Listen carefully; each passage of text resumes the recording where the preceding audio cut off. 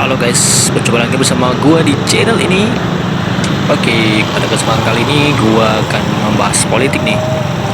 Ya, mungkin teman-teman sempat mendengar kabar bahwa Fadly John belakangan ini menghilang ya, setelah ditegur oleh Ketua Partai Gerindra ya Prabowo karena terlalu keras mengkritik pemerintah, dalam hal ini pemerintah Jokowi ya. Nah, kemarin saya mendengar berita bahwa Fadly John ya sudah kembali mencuit ya, uh, mencuap-cuap apa namanya, setelah kembali ke permukaan dunia ya, dunia maya. Tapi yang apa namanya, yang muncul di permukaan dunia ya, dunia maya maupun dunia nyata, itu banyak dikritik oleh beberapa netizen bahwa setelah adanya apa namanya, teguran dari bosnya, partainya gitu ya, ketua partainya, Fadly John jadi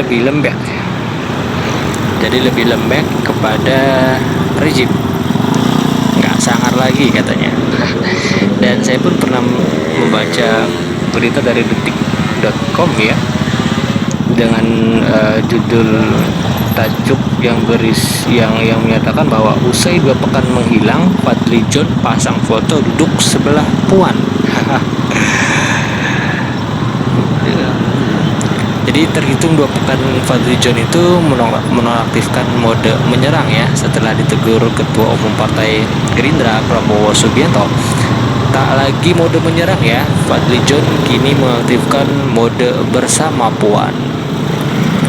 Ya, melalui akun Twitter pribadinya, Fadly John seperti dilihat sama detik.com ya, Minggu 28 November 2021, Fadly memposting foto bersama Ketua DPR RI ya, Puan Maharani.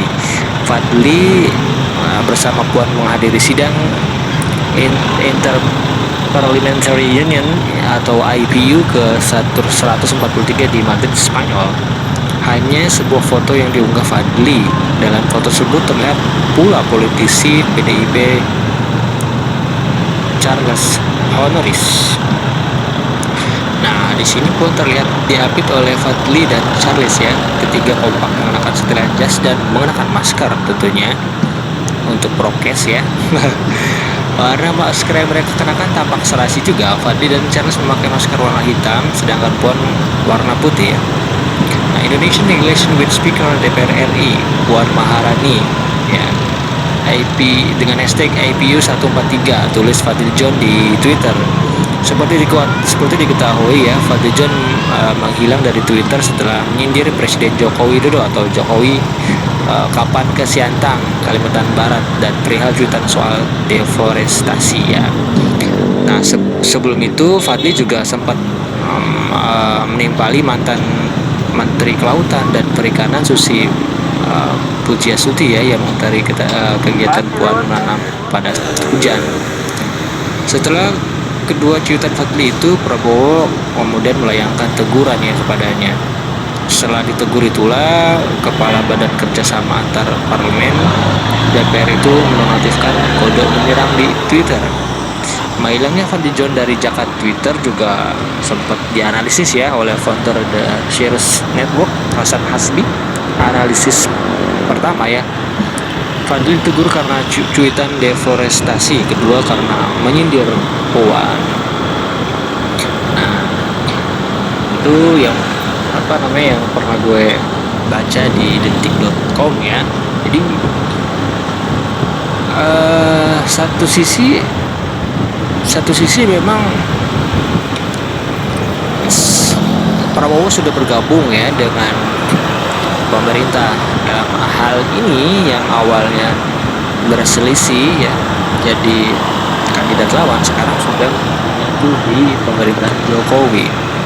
Nah, saya kurang paham apakah mungkin Prabowo mendapatkan tekanan dari pemerintah, ataupun mungkin dia sengaja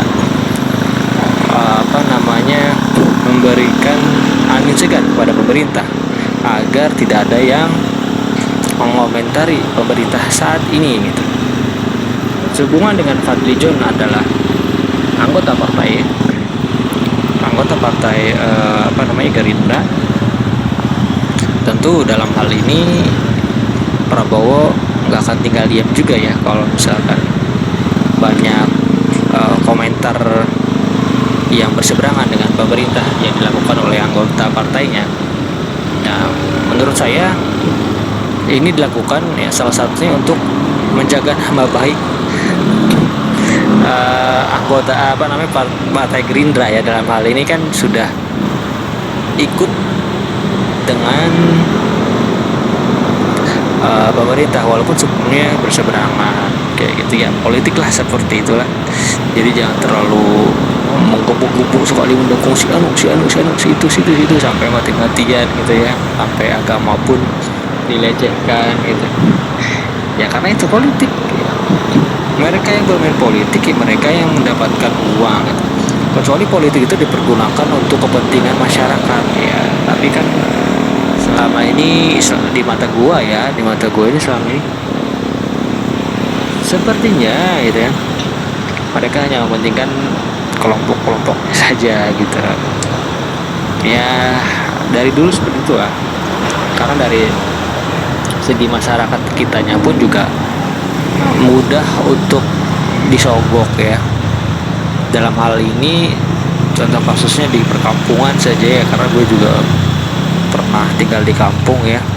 Ada salah satu pemilihan misalkan wali kota ataupun yang lainnya, ketika ada tim sukses dari misalkan wali kotanya memberikan uang, iming-iming uang, iming-iming sembako segala macam agar mereka memilih calon wali kota itu tersebut, warga masyarakat sekitar yang diberikan itu ya mengangguk, iya saya akan pilih gitu. Padahal mereka nggak tahu nih ya, ini calon wali kota tersebut kredibel nggak, pantas nggak itu menjadi wali kota. Tentu ya berdasarkan salah satunya melihat track recordnya juga ya, mulai track record dan pengalaman yang sudah dia punya, bisa nggak sih gitu kan ngatur wilayah ya. Sayangnya masyarakat kita nggak sampai berpikir sampai situ ya. Nah itu dari segi wali kotanya pun seperti itu, dan mungkin juga karena banyak pengeluaran yang dilakukan oleh wali kota saat kampanye, jadi mereka juga berpikir bahwa gimana nih caranya untuk balik modal gitu. Salah satunya mungkin dengan korupsi gitu ya. Ya itulah, karena kita salah gitu ya. Salah itu bermula dari kita yang juga masyarakat, kemudian dari segi pejabatnya pun itu sama-sama salah gitu. Makanya dari itu harus diperbaiki pola pikirnya gitu. Jangan mau dimingin-mingin sejumlah uang sembako hanya agar memilih mereka gitu. Ya kalau misalkan dia ngasih ya kita terima dong, tapi kalau masalah milih siapanya, jangan mau harus milih dia gitu, karena kita juga harus melihat kredibilitasnya, track recordnya juga gitu. Itu menurut gua sih. Kalau menurut lu gimana? Oke, sampai di situ aja ya, nanti kita lanjut di video selanjutnya. Gue lanjut dulu, thank you, goodbye.